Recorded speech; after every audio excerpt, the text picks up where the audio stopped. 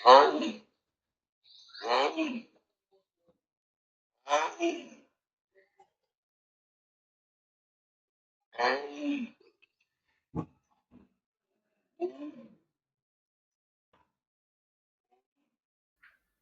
Friends, मैं मन्ना आप सभी का स्वागत करती हूँ। आज हम सुनेंगे द महान मैन ईटर की कहानी का दूसरा भाग, जो जिम कॉर्बेट की book man eaters of Kumaon से है। इस कहानी को पूरा जरूर सुनिएगा, ये बहुत ही रोमांचक कहानी है। तो चलिए कहानी शुरू करते हैं। पहले भाग में हमने सुना कि गांव की महिलाएं जंगल में घास काट रही थीं। तभी किसी ने बाघ के आने की आहट सुनी थी और वहां बहुत ही ज्यादा अफरा तफरी मच गई थी। इस भगदड़ के बीच में एक बुजुर्ग महिला चट्टान से नीचे गिर गई और तभी उसे बचाने के लिए एक 16 साल की एक बहादुर लड़की नीचे उतरी। लेकिन तभी वहां पर बाघ आ गया और बाघ ने उस मासूम लड़की पर हमला कर दिया और उसे मारकर वो खा गया। इस भयानक घटना ने पूरे गांव को दहला दिया था। यह बाघ की पहली मानव हत्या थी, जिसके बाद इसे महान आदमखोर के नाम से जाना गया था। गांव में दहशत का माहौल छा गया। लोग घरों से बाहर निकलने में डरने लगे। इस मुश्किल समय में डिप्टी कमिश्नर ने समस्या का हल निकालने के लिए मशहूर शिकारी जिम कॉर्बेट को बुलाया। जिम कॉर्बेट ने गांव पहुंचकर घटना की जानकारी ली। सर कॉर्बेट ने फॉरेस्ट हट को अपना बेस बनाया और बाघ की हर गतिविधियों पर वो नजर रखने लगे और उसके लिए नई नई योजनाएं भी बनाने लगे। हमने इस कहानी के पहले भाग में सुना था, जो कि एक बहुत ही रोमांच और रहस्य से भरी थी, और अब हम इस घटना के अगले चरणों को जानने के लिए बेहद उत्सुक भी हैं। अब आगे की कहानी में हम देखेंगे कि कैसे सर कॉर्बेट ने अपने साहस, अनुभव और अपनी अद्भुत रणनीति से इस आदमखोर बाघ का सामना किया। यह सिर्फ एक शिकारी की कहानी नहीं है, बल्कि इंसान और जंगल के बीच के संघर्ष, साहस की एक अनोखी कहानी है। सर कॉर्बेट उस जगह पर गए जहां महिला मारी गई थी। पुरुषों ने बताया था कि महिला का शव नहीं मिला था, लेकिन इस तथ्य से कि 3 अच्छे रस्सी के टुकड़े और मृत महिला की दरांती जंगल में छोड़ी गई थी और शव को ढूंढने का कोई प्रयास नहीं किया गया था। महिला को एक छोटे से भूसंकलन के ऊपरी सिरे पर मारा गया था और बाघ उसे भूसंकलन से नीचे खींचकर घनी झाड़ी में ले गया था, जहां बाघ ने प्रतीक्षा की थी कि 2 महिलाएं अंधेरे में चली जाएं, और फिर बाघ ने उस कगार को पार किया जो झोपड़ी से दिखाई दे रही थी और अपने शिकार के साथ सीधा पहाड़ की तलहटी में 1 मील या अधिक दूरी तक घने पेड़ और झाड़ी के जंगल में चला गया। अब ट्रैक 4 दिन पुराने थे और आगे उन्हें पीछा करने से कोई लाभ नहीं था। फिर जिम कॉर्बेट ने अपनी झोपड़ी की ओर रुख लिया। रिज पर चढ़ाई बहुत कड़ी थी और जब सर कॉर्बेट झोपड़ी पर दोपहर के समय पहुंचे, तो उन्होंने देखा कि बरामदे में विभिन्न आकार और प्रकार के बर्तनों का एक ढेर रखा था, जिनमें सभी में दूध था। एक दिन पहले की भुखमरी के विपरीत अब दूध की कोई कमी नहीं थी और वास्तव में सर कॉर्बेट के पास इतना दूध था कि वो उसमें नहा सकते थे। सर कॉर्बेट के सेवकों ने उन्हें बताया कि उन्होंने इसका विरोध किया था, लेकिन कोई फायदा नहीं हुआ और प्रत्येक आदमी ने बरामदे में अपना बर्तन रखते हुए कहा कि वह यह सुनिश्चित करेंगे कि जब तक सर कॉर्बेट उनके यहाँ रहेंगे, वो कोई भी डिब्बे का मिल्क उपयोग नहीं करेंगे। जिम कॉर्बेट ने उम्मीद नहीं की थी कि उनके आदमी मोहान से भैंसों के साथ रात से पहले लौट आएंगे। इसलिए दोपहर के भोजन के बाद सर कॉर्बेट चाकंकल जाने वाले रास्ते का निरीक्षण करने के लिए निकल पड़े। झोपड़ी से पहाड़ी धीरे धीरे लगभग 500 फीट ऊंची चढ़ाई के साथ ऊपर की ओर झुकी थी और इसका आकार लगभग त्रिकोण में था। रास्ता जो आधे मील तक कृषि भूमि से होकर जाता था, अचानक बाईं ओर मुड़ता था और फिर एक खड़ी चट्टान वाली पहाड़ी को पार करते हुए फिर से कगार पर लौट आता था और फिर दाहिनी ओर मुड़कर कगार के साथ चाकंकल की ओर नीचे उतरता था। कगार पर आते ही रास्ता थोड़ी दूर तक समतल हो जाता था और फिर अचानक नीचे की ओर चढ़ाई शुरू हो जाती थी। इस ढलान को कुछ जगहों पर बालकोनी मोड़ों से आसान किया गया था। सर कॉर्बेट के पास पूरा दोपहर का समय था और उन्होंने लगभग 3 मील तक बहुत ध्यान से रास्ते का निरीक्षण किया था। जब कोई बाघ नियमित रूप से किसी रास्ते का उपयोग करता है, तो वह अपने रास्ते पर खरोंच के निशान छोड़ जाता है। ये खरोंच के निशान, जो घरेलू बिल्लियों और बिल्लियों के परिवार के अन्य सदस्य भी उसी उद्देश्य के लिए बनाते हैं, शिकारियों के लिए बहुत दिलचस्प होते हैं, क्योंकि ये उन्हें निम्नलिखित उपयोगी जानकारी प्रदान करते हैं, जैसे यह जानना कि निशान बनाने वाला जानवर नर है या मादा। दूसरा, यह जानना कि वह किस दिशा में जा रहा था। तीसरा, कि कितने समय पहले और वह यहाँ से गुजरा था। और चौथा, इसके मुख्यालय की दिशा और अनुमानित दूरी। पांचवा, इसके शिकार की प्रकृति और अंत में क्या उसने हाल ही में मानव मांस खाया है। रास्ता जिस पर सर कॉर्बेट चल रहे थे, वो लंबे समय से उपयोग में न लाने के कारण घने और कठोर घास से ढका हुआ था और इसलिए कुछ गीले स्थानों को छोड़कर यह पगमार्ग छोड़ने के लिए एक अच्छा माध्यम नहीं था। इनमें से एक गीला स्थान उस जगह से कुछ ही गज की दूरी पर था जहां रास्ता कगार पर आता था और इसके ठीक ही नीचे एक हरा और बहुत ही स्थिर पानी का तालाब था, जो सांबर के लिए एक नियमित पानी पीने का स्थल था। सर कॉर्बेट ने बाएं मुड़ने वाले मोड़ के पास कुछ खरोश के निशान देखे, जिनमें सबसे ताजा निशान 3 दिन पुराना था। इन खरोंचों के निशानों से 200 गज की दूरी पर रास्ता एक तीसरी चौथाई में एक ओवरहैंगिंग चट्टान के नीचे चला गया था। यह चट्टान 10 फीट ऊंची थी और उसके शीर्ष पर एक समतल भूमि थी, जो रास्ते से केवल तब दिखती थी जब आप चट्टान के पास गांव की तरफ से आते थे। कगार पर सर कॉर्बेट ने और भी खरोंच के निशान पाए, लेकिन पगमार्क्स तब मिले जब सर कॉर्बेट पहले बालकनी मोड़ के पास पहुंचे। वहां बाग मोड़ से कटकर नीचे गिरा था, तो उसने नरम मिट्टी पर अपने निशान छोड़ दिए थे।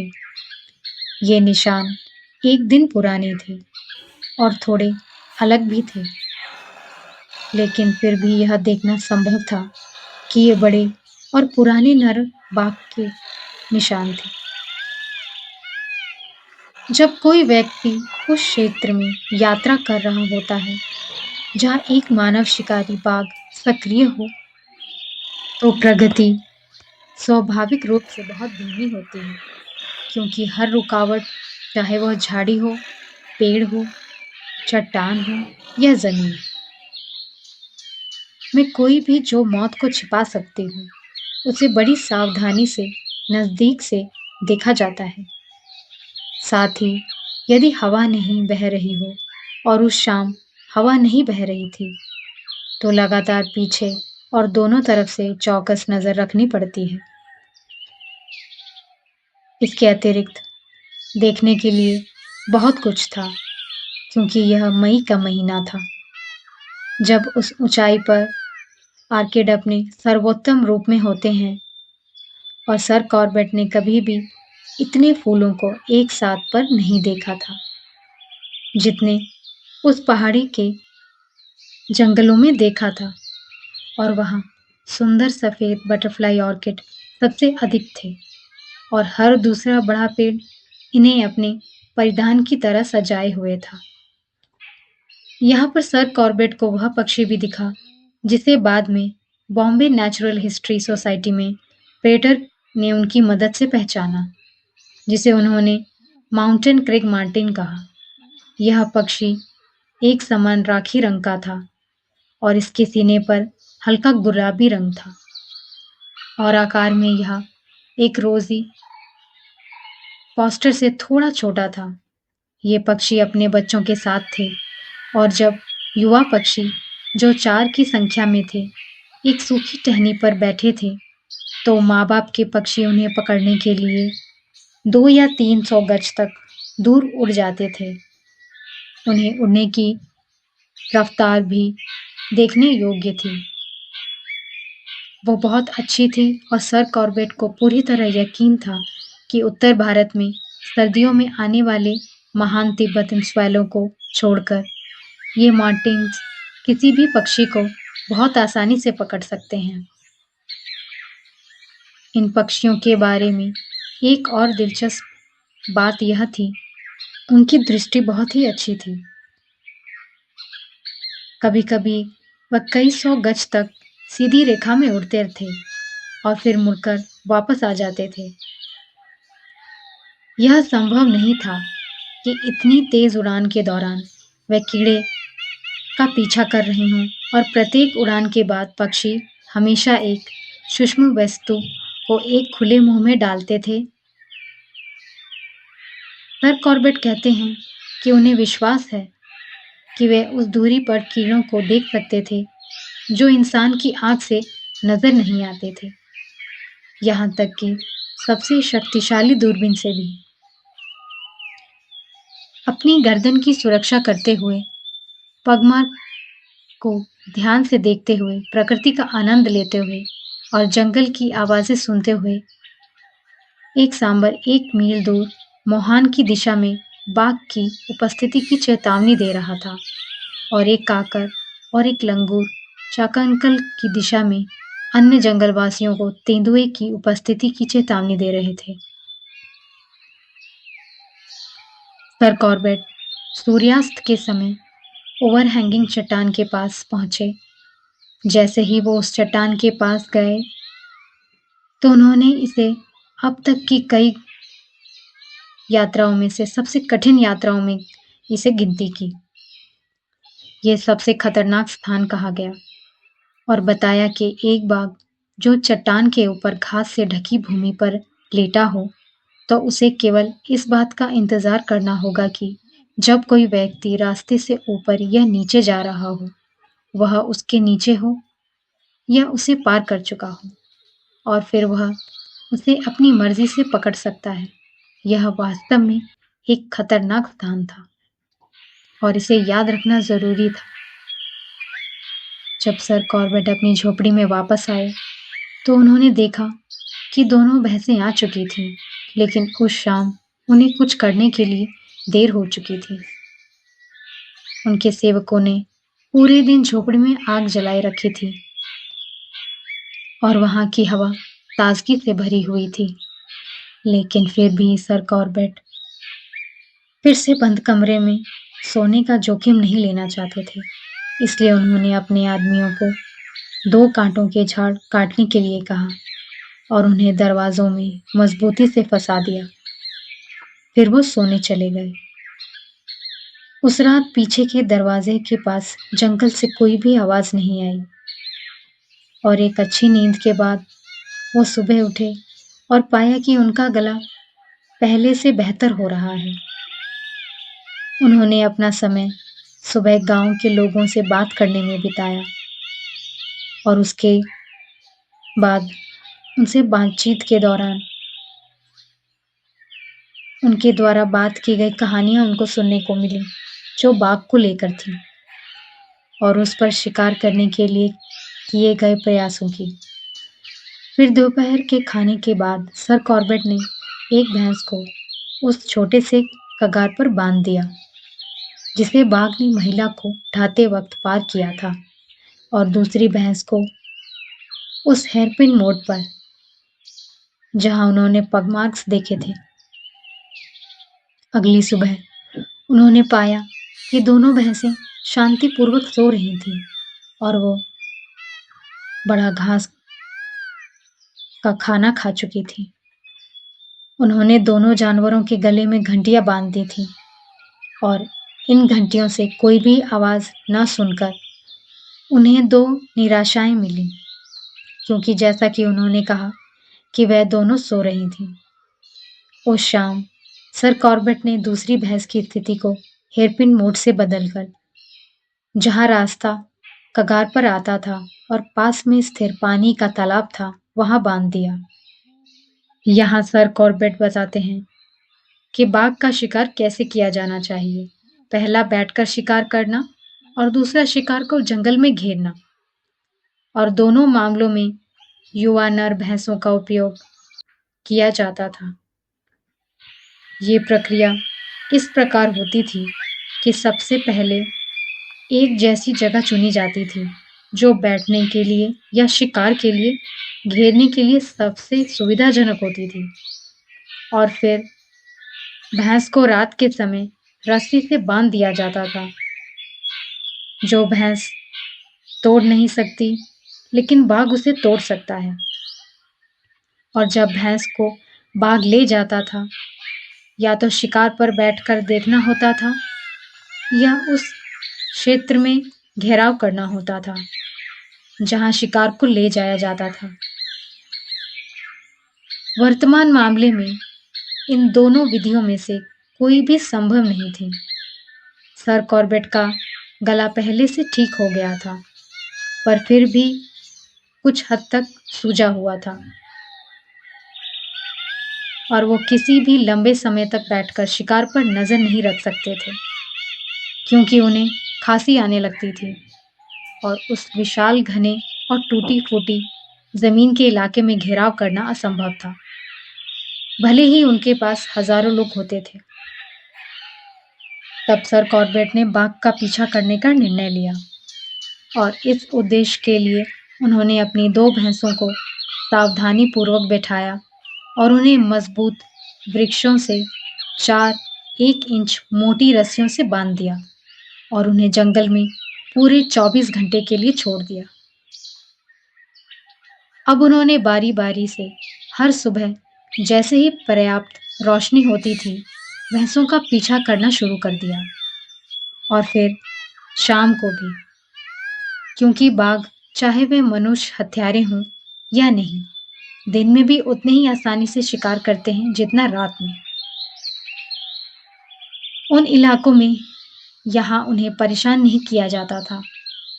दिन के समय जब तक सर कॉर्बेट को आसपास के गांव से कोई खबर नहीं मिली उन्होंने अपने गले को आराम दिया और उनके 6 गढ़वाली लोगों को भैंसों को खाना देने के लिए और पानी देने के लिए कहा। चौथे दिन की शाम जब सर कॉर्बेट अपने रिज पर भैंसों को देखने के बाद सूर्यास्त के समय लौट रहे थे और जब वो उस मोड़ से गुजर रहे थे जो चट्टान से 30 गज दूर थी और कतर्कनौला में अपनी उपस्थिति के बाद पहली बार उन्हें यह महसूस हुआ कि वो खतरे में है और वह खतरा सामने चट्टान पर था। 5 मिनट तक वो पूरी तरह से स्थिर खड़े रहे और अपनी आंखें चट्टान की ऊपरी कगार पर गड़ाए हुए बिना किसी भी हलचल के इंतजार करते हुए। इतनी कम दूरी पर आंखों के पलक झपकने का भी संकेत उन्हें दिखाई दे जाता था, लेकिन वहां कोई हलचल नहीं थी। और 10 कदम आगे बढ़ने के बाद उन्होंने फिर से कुछ मिनटों तक रुक कर देखा। इस तथ्य ने कि उन्होंने कोई हलचल नहीं देखी थी, उन्हें किसी भी तरह से संतुष्ट नहीं किया। बाघ चट्टान पर था, उन्हें यकीन था, और सवाल यह था, अब वो आगे क्या करेंगे? जैसा कि उन्होंने पहले बताया, पहाड़ी बहुत चट्टान वाली थी और उसमें चढ़ाई भी बहुत थी। उसमें बड़ी-बड़ी चट्टानें निकली हुई थीं और घास और झाड़ी जंगल से घिरी हुई थी। स्थिति कितनी भी खराब होती, अगर दिन का समय होता तो सर कॉर्बेट पीछे लौटकर बाघ के ऊपर से आकर उसे गोली मारने की कोशिश करते। लेकिन जब केवल आधा घंटा सूरज की रोशनी से बचा हो और उन्हें लगभग 1 मील आगे और जाना था, तो सड़क को छोड़कर जाने का फैसला पूरी तरह से पागलपन वाला था। इसलिए वो अपने सुरक्षा कक्ष में वापस लौट गए। उन्होंने अपनी सुरक्षा कैंच को खिसकाकर और राइफल को कंधे पर रखकर सर कॉर्बेट ने चट्टान को पार करना शुरू किया। वहां सड़क लगभग 8 फीट चौड़ी थी और उन्होंने बाहर के किनारे की ओर चलना शुरू कर दिया। अपने कदमों को महसूस करते हुए सर कॉर्बेट चल रहे थे, एकदम सटीक रूप से अपना वजन डालते हुए कि वो गिरने से बच सकें। उनकी प्रगति धीमी और कठिन थी, लेकिन जैसे ही सर कॉर्बेट चट्टान के पास पहुंचे और उसे पार करने लगे, उन्हें यही उम्मीद थी कि बाघ तब तक वहीं रहेगा जब तक वो उस जगह तक नहीं पहुंच जाते जहां चट्टान के ऊपर की सपाट जमीन दिखाई दे रही थी। हालांकि सर कॉर्बेट को भी जोखिम नहीं लेना चाहते थे, और जैसे ही सर कॉर्बेट चट्टान को पार कर रहे थे, उन्होंने ऊपर से एक गहरी गुर्राहट सुनी और थोड़ी देर बाद पहले एक बार्किंग डियर बाईं ओर भौंकता हुआ भाग गया। फिर 2 सांबर पहाड़ी की चोटी के पास जोर-जोर से आवाज करने लगे। बाघ अपनी जान बचाकर भाग गया था, लेकिन इस मामले में सर कॉर्बेट ने भी अपनी जान बचाई थी, इसलिए उन्हें कोई भी पछतावा नहीं हुआ।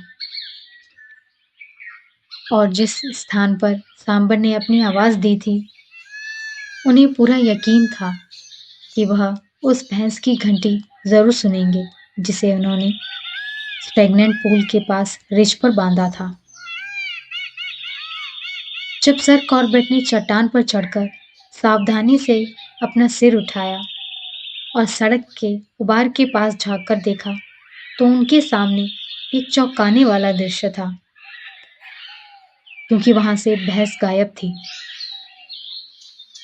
कुछ पलों के लिए वो वहीं खड़े रहे और समझने की कोशिश करने लगे।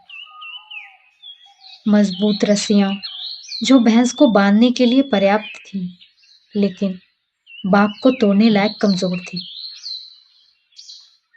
वो अपना काम कर चुकी थी। बाघ ने अपने शिकार पर कब्जा कर लिया था, नरम और गीली जमीन पर जहां भैंस बंधी हुई थी। चारों ओर खुरों और पंजों के निशान थे, जो संघर्ष की कहानी बयां कर रहे थे। गहरे पंजों के निशान और बिखरी हुई मिट्टी से पता चल रहा था कि बाघ ने शिकार पर छलांग लगाई थी और उसे जंगल की ओर घसीट ले गया था। जिस दिशा में खिंचाव के निशान जा रहे थे, उससे साफ था कि बाघ भैंस को ढलान की ओर घने जंगलों में ले गया था। इस खोज ने सर कॉर्बेट में उत्साह और चिंता दोनों ही भर दी थी। क्योंकि बाघ ने अपना भोजन ले लिया था और अब वो सर कॉर्बेट के पहुंच में था। ये भी स्पष्ट था कि आदमखोर बाघ आसपास ही कहीं छिपा हुआ तो नहीं, घने जंगलों की आड़ में। अब एक भी गलत कदम जानलेवा हो सकता था। सर कॉर्बेट धीरे धीरे चट्टान से नीचे उतरने लगे। वो बहुत ही सावधानी और सतर्कता से सब काम कर रहे थे। जंगल बहुत ही शांत था। पक्षियों और बंदरों की सामान्य आवाजें गायब थीं। यह निश्चित संकेत था कि बाघ पास ही में था। सर कॉर्बेट ने खिंचाव के निशानियों को और करीब से देखा, उनकी दिशा और गहराई का अध्ययन किया। उनकी ताजगी से यह साफ हो गया कि शिकार रात में या सुबह आंधी आने से ठीक पहले हुआ था। उन्होंने निशान का सावधानीपूर्वक पीछा करने का निश्चय किया, यह सुनिश्चित करते हुए कि उनकी राइफल लोड और तैयार थी। उनकी योजना सीधी थी, बाघ को उसके शिकार तक ट्रैक करना, वहां से उसे देखकर पानी के लिए एक अच्छा स्थान ढूंढना और सही समय पर गोली चलाना। अनुभव ने उन्हें सिखा दिया था कि ताज़ा शिकार के साथ बाघ अक्सर उसे छोड़ने से हिचकिचाता है और अगर उसे डराया भी जाए तो वह वापस लौट सकता है। सुबह का सूरज अब ऊपर चढ़ रहा था। जंगल की छतरी से छनकर धूप बिखर रही थी। हर कदम पर सर कॉर्बेट अपने चारों ओर बारीकी से नजर रख रहे थे, किसी भी हलचल या पत्तियों की सरसराहट के संकेत के लिए। खिंचाव के निशान उन्हें गहरे जंगल की ओर ले जा रहे थे, जहां मिट्टी और कुचले हुए पत्तों की गंध हवा में घुल रही थी। हर कदम उन्हें बाघ के करीब ला रहा था और हर पल के साथ उत्सुकता बढ़ती जा रही थी। यह खोज जितनी परेशान करने वाली थी, उतनी ही अजीब भी। भैंस को किसी दूर जंगल में ले जाने से रोकने के लिए, जहां केवल जमीन पर बैठकर या पेड़ पर चढ़कर ही बाघ को शूट करने का मौका मिलता, जो उनके खराब गले की स्थिति को देखते हुए असंभव था। 4 मोटे 1 इंच मोटाई वाले मजबूत सन के रस्सों का उपयोग किया गया था। फिर भी बाघ शिकार को लेकर भागने में सफल हो गया। सर कॉर्बेट ने पतले रबर के तले वाले जूते पहने हुए थे और वो बेहद सावधानी से उस छोटे पेड़ के पास पहुंचे जहां भैंस बंधी हुई थी। उन्होंने जमीन का निरीक्षण किया। भैंस को आंधी आने से पहले मारा गया था, लेकिन बारिश रुकने के बाद उसे खींचकर ले जाया गया था और इसमें से कुछ भी खाया नहीं गया था। 4 में से 3 रस्सियों को बाघ ने चबाकर काट दिया था और चौथा रस्सा अपने आप ही टूट गया था। आमतौर पर बाघ रस्सियों को चबाकर नहीं काटते, लेकिन इस बाघ ने ऐसा किया और शिकार को मुहान की ओर ढलान में ले गया। सर कॉर्बेट की योजनाएं पूरी तरीके से बिगड़ गई थीं, लेकिन सौभाग्य से बारिश ने उनकी मदद की थी। गिरे हुए सूखे पत्तों की मोटी परत, जो एक दिन पहले चूर-चूर और सूखी हो गई थी, अब गीली और मुलायम हो गई थी। और अगर उन्होंने कोई गलती नहीं की, तो बाघ शिकार को ले जाने में की गई मेहनत घातक साबित हो सकती थी। जिम कॉर्बेट बताते हैं, जब भी वो किसी ऐसे जंगल में प्रवेश करते हैं, जहाँ कभी भी तेजी से गोली चलाने की आवश्यकता हो सकती है, तो वो तब तक सहज महसूस नहीं करते, जब तक कि यह सुनिश्चित कर लें कि उनकी राइफल लोड है।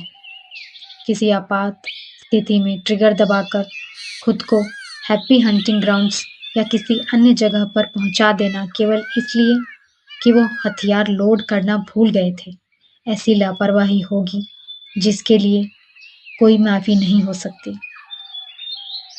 उन्हें पता था कि उन्होंने अपनी राइफ़ल को ओवरहैंगिंग रॉक पर पहुँचने से पहले लोड किया था, लेकिन फिर भी उन्होंने अपनी राइफ़ल को खोला और उसमें से कारतूस निकाले। एक कारतूस बदला जो रंग बदला हुआ और दाँतों से दबा हुआ लग रहा था। उसके बाद उन्होंने यह सुनिश्चित किया कि सुरक्षा कैच सुचारू रूप से काम कर रही है और उसे कई बार उन्होंने ऊपर-नीचे किया। सर कॉर्बेट कभी भी लोडेड हथियार को कॉक करके नहीं रखते थे। इसके बाद उन्होंने खिंचाव के निशान का पीछा करना शुरू किया। यहाँ सर कॉर्बेट कहते हैं कि इस शब्द ड्रैग का उपयोग जब बाघ द्वारा अपने शिकार को एक स्थान से दूसरे स्थान तक ले जाने के दौरान जमीन पर छोड़े गए निशान को वर्णित करने के लिए किया जाता है, तो यह थोड़ा भ्रामक हो सकता है।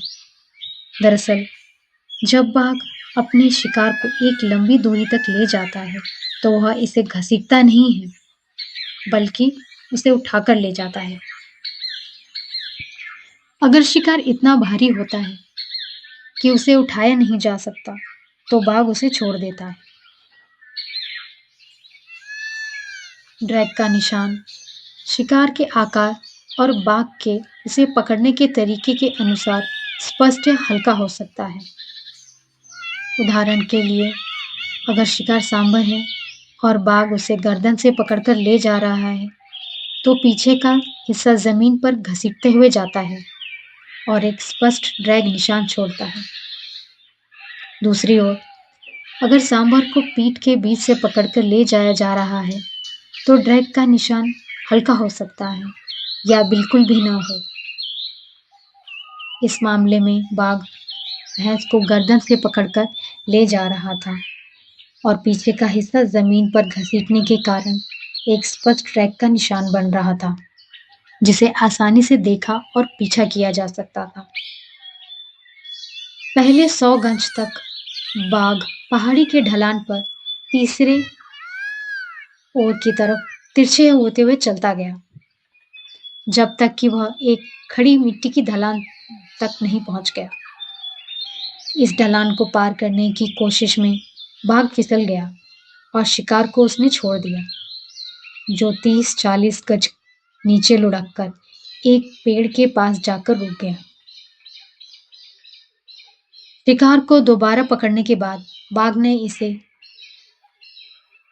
पीठ से उठाया और अब केवल एक पैर ही कभी-कभी जमीन को छू रहा था, जिससे हल्का सा ड्रैग का निशान बन रहा था।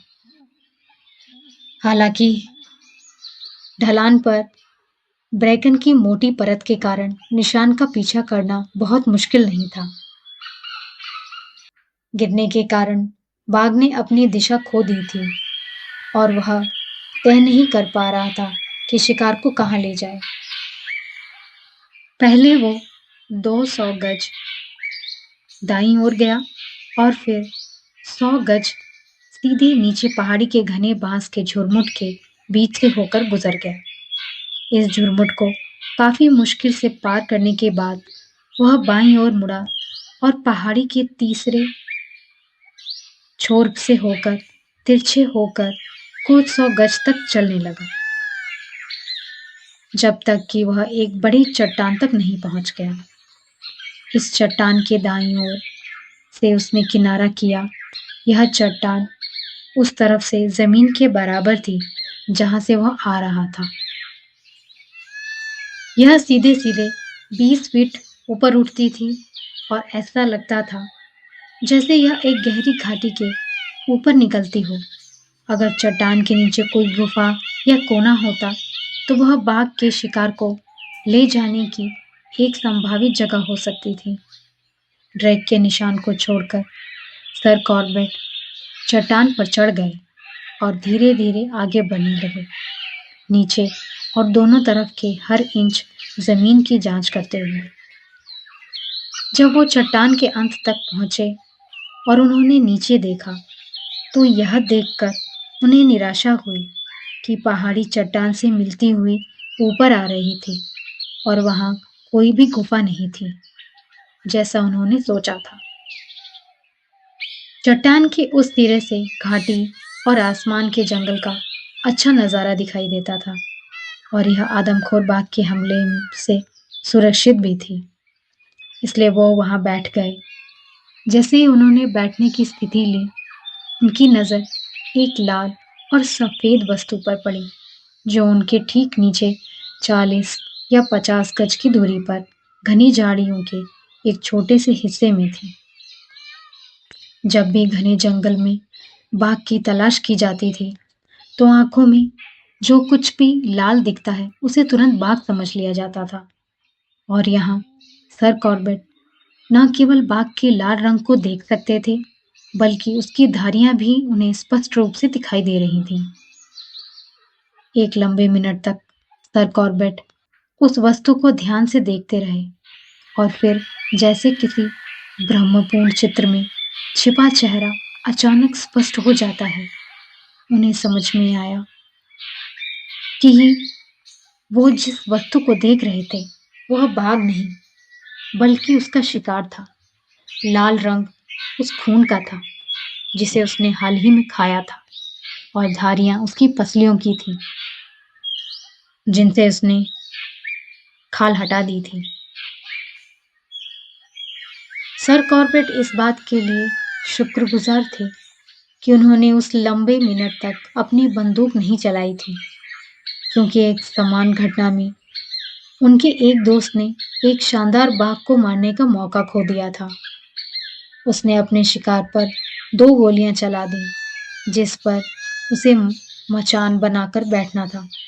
सौभाग्य से वह अच्छा निशानेबाज था और जिन 2 लोगों को उसने अपने शिकार को खोजने और उस पर मचान बनाने भेजा था, वे झाड़ी के पीछे छिपे हुए थे और गोली लगने से बच गए।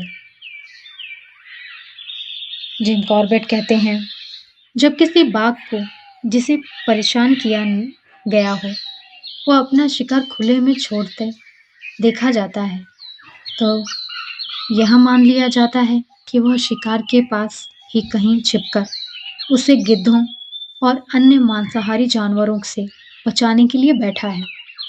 और यह तथ्य कि सर कॉर्बेट को बाघ दिखाई नहीं दे रहा था, इसका मतलब यह नहीं था कि वह आसपास की घनी झाड़ियों में कहीं नहीं था। बाघ मक्खियों से परेशान होते हैं और एक ही स्थान पर लंबे समय तक नहीं रहते, इसलिए उन्होंने निर्णय लिया कि वो वहीं बैठकर किसी हरकत का इंतजार करेंगे। लेकिन जैसे ही उन्होंने यह निर्णय लिया, उनके गले में जलन होने लगी। वो अभी भी लारेंजाइटिस गले के संक्रमण से पूरी तरह ठीक नहीं हुए थे और यह जलन तेजी से बढ़ने लगी थी। जब तक कि खांसने की स्थिति अनिवार्य ना हो, ऐसे समय में जब एक व्यक्ति जंगल में खांसने से बचने के लिए सांस रोकने और जोर से निगलने जैसे उपाय करता हो, वे कोई राहत नहीं दे सके और यह स्थिति खांसने या फटने तक पहुंच गई थी। अंत में सर कॉर्बेट ने गले को राहत देने के लिए लंगूर की चेतावनी ध्वनि निकालने का प्रयास किया। ध्वनियों को शब्दों में अनुवाद करना कठिन है, लेकिन जो लोग उनकी जंगलों से परिचित नहीं हैं, सभी लंगूर बाघों पर नहीं चिल्लाते, लेकिन पहाड़ों के लंगूर ऐसा करते हैं। और यह बाघ शायद अपने पूरे जीवन में यह ध्वनि हर दिन सुनता रहा होगा। यह एकमात्र ध्वनि थी जिस पर वह ध्यान नहीं देता।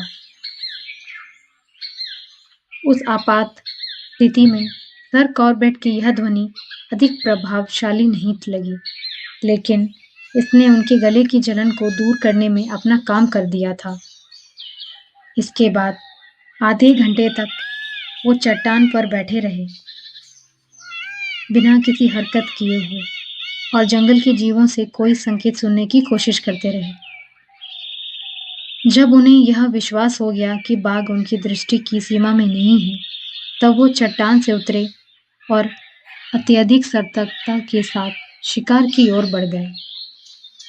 यहाँ जिम कॉर्बेट कहते हैं कि उन्हें खेद है कि वो आपको यह नहीं बता सकते कि एक पूर्ण विकसित बाघ एक बार भोजन में कितना मांस खा सकता है, लेकिन वो यहाँ बताते हैं कि वह 2 दिनों में 1 सांभर और 3 दिनों में 1 भैंस खा सकता है और शायद चौथे दिन के लिए थोड़ा नाश्ता छोड़ता है, तो आपको उसकी भूख का कुछ अंदाज़ा हो गया होगा। जिस भैंस को सर कॉर्बेट ने बांध रखा था, वह पूर्ण विकसित नहीं थी, लेकिन वह निश्चित रूप से छोटी नहीं थी। बाघ ने लगभग उसका आधा हिस्सा खा लिया था। इतने बड़े भोजन के बाद उन्हें पूरा विश्वास था कि वह ज्यादा दूर नहीं गया होगा। जमीन अभी भी गीली थी और 1-2 घंटे तक गीली ही रहने वाली थी। सर कॉर्बेट ने तय किया कि वह यह पता लगाने की कोशिश करेंगे कि वह किस दिशा में गया है और यदि संभव हो तो उसका पीछा भी करेंगे। शिकार के पास कई तरह के पैरों के निशान थे, लेकिन आसपास के क्षेत्र में बढ़ते हुए घेरे बनाकर खोजने पर सर कॉर्बेट को बाघ के जाने के निशान मिल गए। नरम पैरों वाले जानवरों का पीछा करना कठोर पैरों वालों जानवरों की तुलना में थोड़ा कठिन होता है, लेकिन वर्षों के अनुभव के बाद ट्रेनिंग में उतना ही कम प्रयास लगता है जितना एक शिकारी कुत्ता गंध का पीछा करने में लगता है। सर कॉर्बेट एक छाया की तरह धीरे और चुपचाप निशान पर आगे बढ़ने लगे। वह यह जानते थे कि बाघ पास ही में था। करीब 100 गज चलने के बाद वो एक समतल जमीन के टुकड़े पर पहुंच गए। यह 20 फुट चौड़ी जगह थी, जो एक विशेष प्रकार की छोटी मुलायम घास से ढकी हुई थी, जिसकी जड़ें सुगंधित थीं। इसी घास पर बाघ लेटा हुआ था और उसके शरीर की छाप साफ दिखाई दे रही थी। जिम कॉर्बेट उस छाप को देख रहे थे और उस जानवर के आकार का अनुमान लगा रहे थे जिसे वो निशान बनाए थे। तभी उन्होंने देखा कि कुछ घास की पत्तियां जो कुचली गई थीं, धीरे धीरे वो सीधी हो रही थीं। इसका मतलब था कि बाघ वहां से केवल 1-2 मिनट पहले ही गया था। बाघ शिकार को उत्तर दिशा से नीचे ले गया था और वहां से पश्चिम की ओर चला गया था। जिस चट्टान पर सर कॉर्बेट बैठे थे, शिकार का स्थान और वह जगह जहां वो तब खड़े थे, इन तीनों ने मिलकर एक त्रिकोण बनाया। त्रिकोण का एक हिस्सा 40 गज लंबा था, जबकि बाकी 2 हिस्से 100-100 गज लंबे थे। घास को सीधा खड़ा होते देखकर उनका पहला विचार था कि बाघ ने उन्हें देख लिया था और वह वहां से चला गया होगा। लेकिन जल्दी ही उन्हें समझ में आ गया कि ऐसा संभव नहीं है, क्योंकि न तो चट्टान और न ही शिकार उस घास वाले स्थान से दिखाई दे रहे थे। वो इस बात को लेकर पूरी तरह से सुनिश्चित थे कि बाघ ने उन्हें नहीं देखा था और उनके निशानों का पीछा करने के बाद सर कॉर्बेट वहां पहुंचे थे।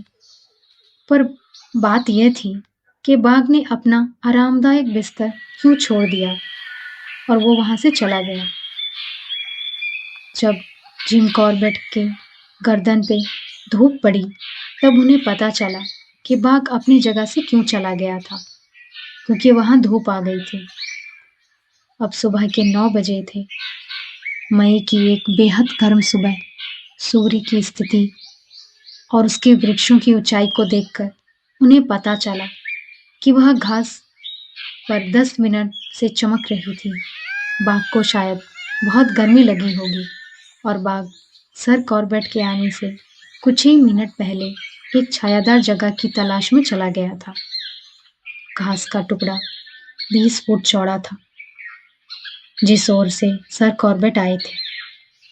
उसके विपरीत और एक गिरे हुए पेड़ का तना पड़ा हुआ था, जो उत्तर दक्षिण दिशा में था।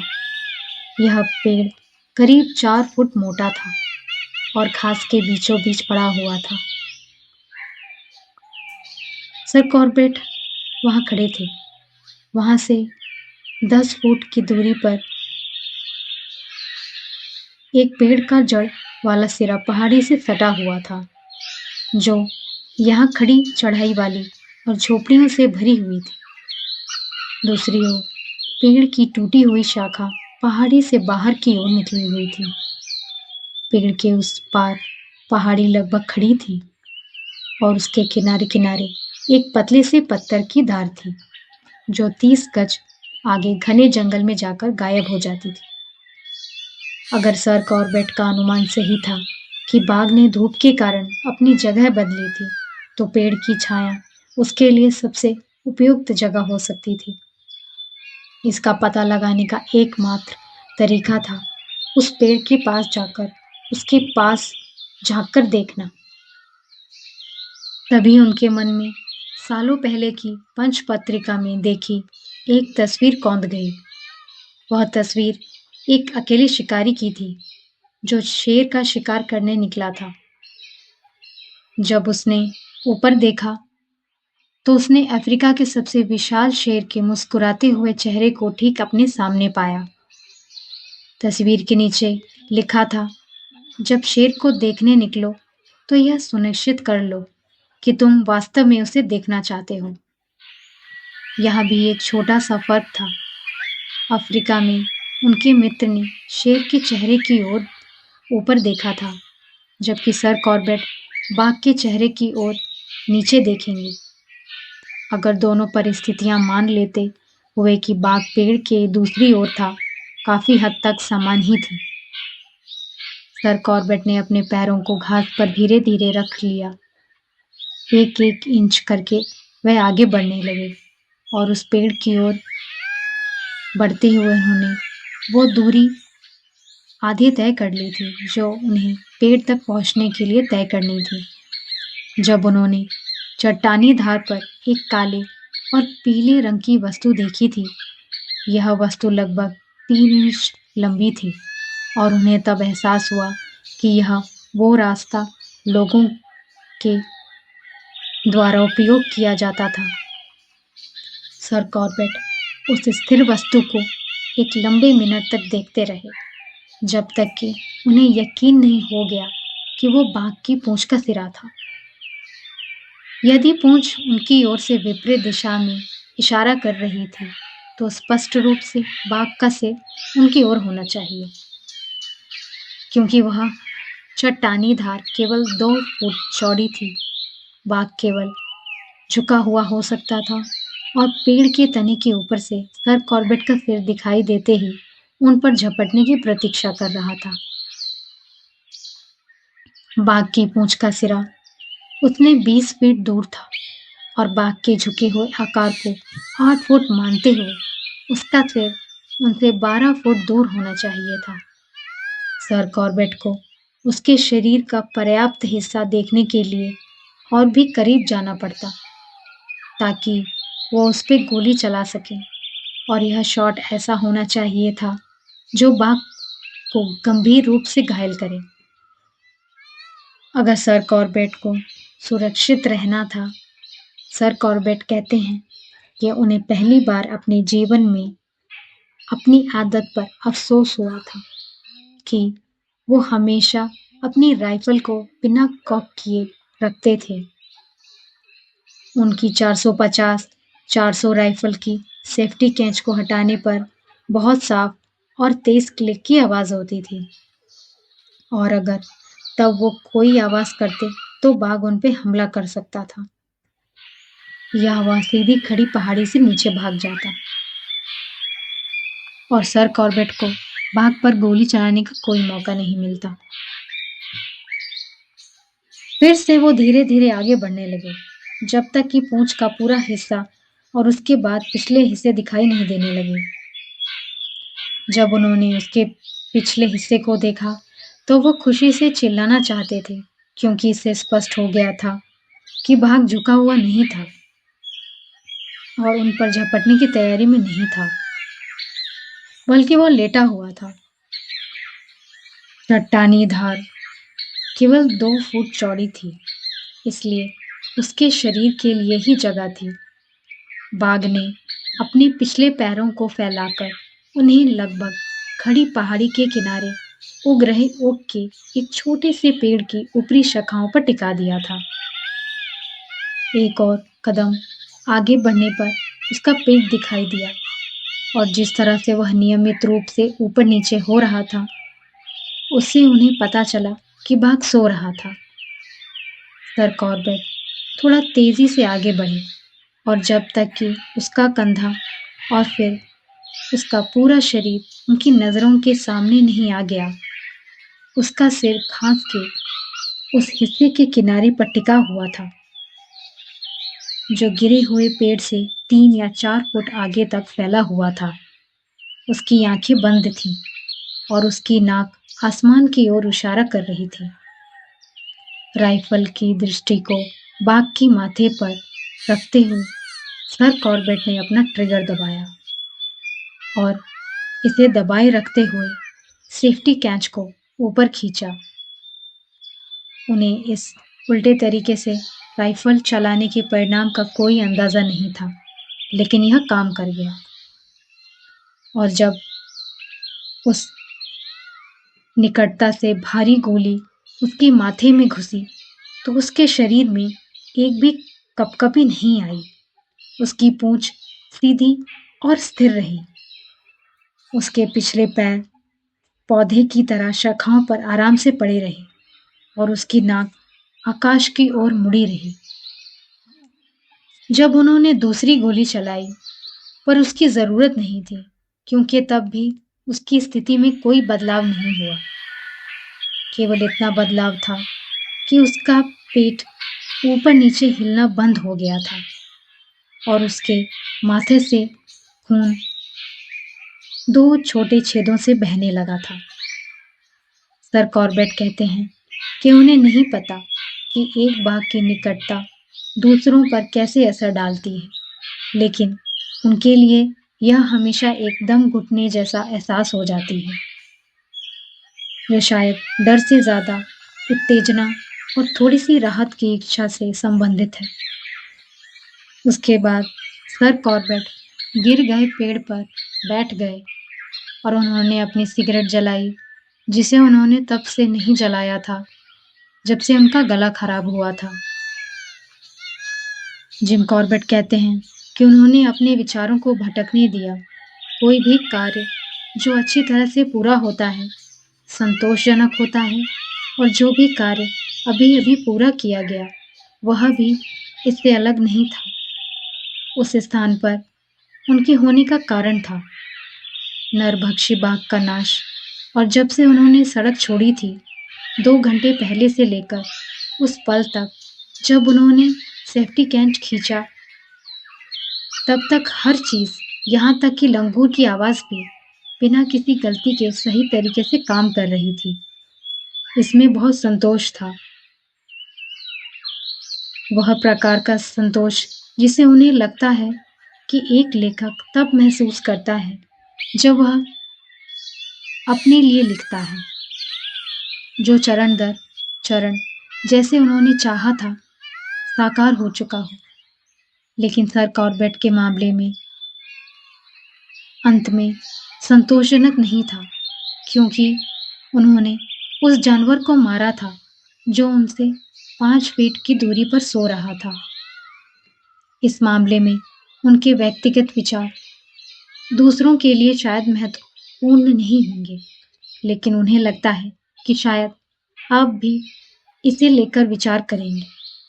और इस मामले में उन्होंने अपने आप पर जो तर्क इस्तेमाल किए थे, उन्हें आपके सामने रखना चाहेंगे। उम्मीद है कि आपको उनके मुकाबले अधिक संतोषजनक लगेंगे। ये तर्क थे, बाघ एक नरभक्षी था जो जीवित रहने से ज़्यादा मरा हुआ बेहतर था। इसलिए यह फर्क नहीं पड़ता कि उसे मारा जाए जब वह जाग रहा हो या सो रहा हो।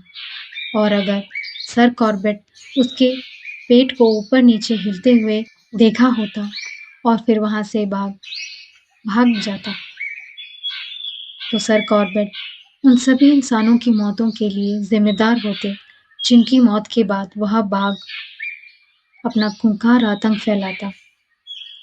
आप यह मानेंगे कि यह सभी तर्क अच्छे और उचित थे, जिनकी वजह से जैसा उन्हें ठीक लगा वैसा उन्होंने किया। लेकिन अफ़सोस यह है कि उन्होंने डर के कारण, या इस डर से कि यह उनके जीवन में शायद आखिरी मौका हो, या शायद इन दोनों का मिला-जुला असर था, उन्होंने सोते हुए जानवर को जगाकर उसे एक शिकार करने का मौका नहीं दिया। बाघ मर चुका था और उनके शिकार की चमचमाती त्वचा, जो नीचे घाटी में गिरने से उन्हें बचाना था, तो उसे जल्द से जल्द चट्टान से हटाना ज़रूरी था। राइफल, जिसका अब कोई उपयोग नहीं था, उसे सर कॉर्बेट ने गिरे हुए पेड़ के नीचे रख दी और उन्होंने सड़क पर चढ़ाई शुरू की।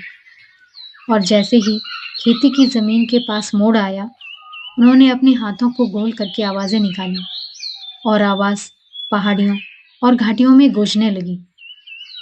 उन्हें फिर से आवाज़ देने की ज़रूरत नहीं पड़ी, क्योंकि उनके आदमियों ने उनकी गोली की आवाज़ सुनी थी जब वे पहले भैंस को देखने लौट रहे थे, और वे वापस झोपड़ी में गए ताकि जितने भी गांव वाले आवाज़ सुन सकें, उन्हें वे इकट्ठा कर सकें।